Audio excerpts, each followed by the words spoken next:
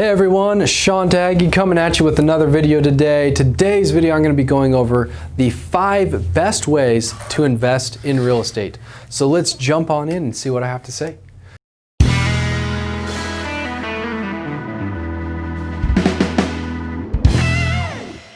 Alright guys, so what are the 5 best ways to invest in real estate? So my first and foremost suggestion is house hack. Okay, so you're like, what is that? House hacking? So if you've heard of Bigger Pockets or anything like that, this is what they suggest, and I suggest as well. Invest locally in your market, right? You need to live somewhere, right? You need to either rent a house or own a house, or I guess just sandbag off someone.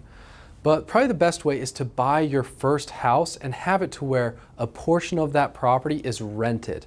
Either Airbnb the other bedrooms, or buying a duplex or a house with a basement and a separate entrance, or whatever it is, and do that. If you can, I think it's a great way to invest in real estate, because especially if it's like a duplex like I did. I bought a duplex back in the day, 5 years ago, and I bought it for $250,000, okay, and my total principal, interest, taxes, and insurance was around, I think, $1,200 a month. Okay, and I rented out that back unit for $1,100 a month, and then I lived in the front unit.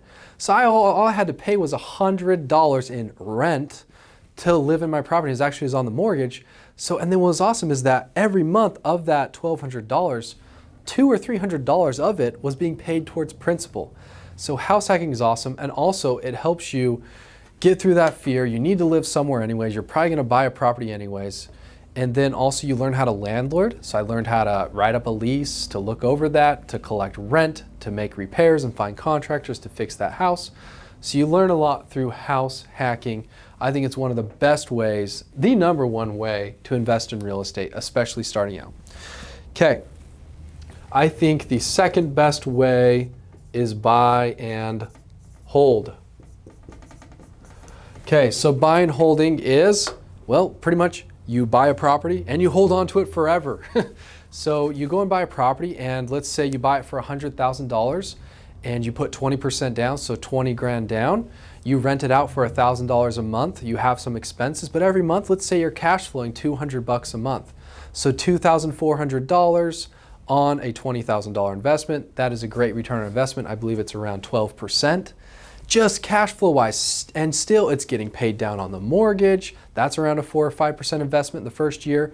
You can write off all this depreciation on the property and everything like that. So buying and holding is awesome because it helps you utilize all these advantages of real estate that I've talked about. So I believe that is the second best way to invest in real estate. All right, so third best way is a syndication. So this is for accredited investors typically only, sometimes sophisticated investors if you have a relationship with someone.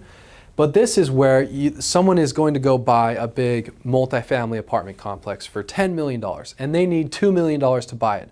They're going to go to 20 people and get them to put $100,000 each to close on that property. And then those people just invest passively. They throw the $100,000 in and just collect some proceeds, a little prorated portion, and split the equity with the manager who's managing it all, fixing up the house, managing it well, making sure it's stabilized and everything, all the units on that.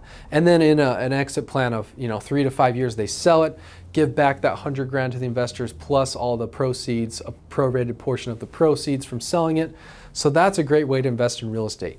It's the same as buying and holding, right? Because you're buying and holding, but it's just a little bit more passive and more fractionalized and economies of scale and more diversified because you're investing into 100 doors or something like that versus just one door.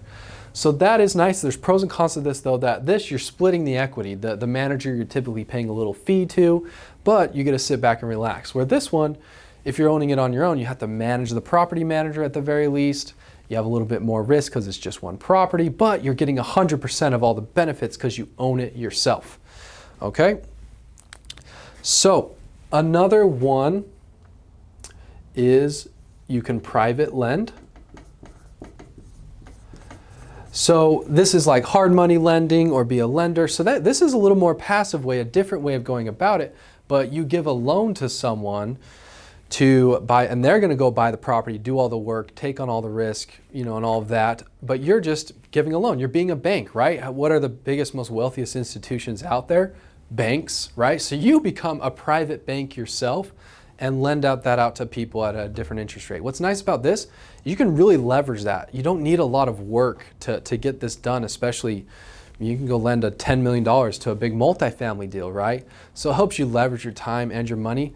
The disadvantages are you don't get all those great advantages of the tax write-offs and everything like that of owning real estate and the appreciation, but it is a little bit less risky because typically there's going to be equity in that deal. So even if you have to foreclose, you get it and get some equity on it and all of that. So private lending is a great way. The fifth and also a great way to invest in real estate is you invest in turnkey real estate. So what is turnkey real estate? That is buying and holding, okay?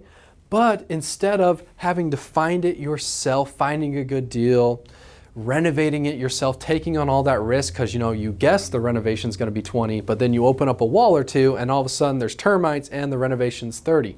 Well, what if all those repairs were taken on beforehand and complete renovated for you? Then also finding a tenant. Am I going to guess the rent right? I don't know. I'm not great. Well, a turnkey provider like myself and my company, my partners Jim and Brad Reedy here at Memphis Investment Properties, we take on all that risk. We find the tenant and we guarantee we'll be able to rent it for that rent amount we stated. And then we property manage it for you.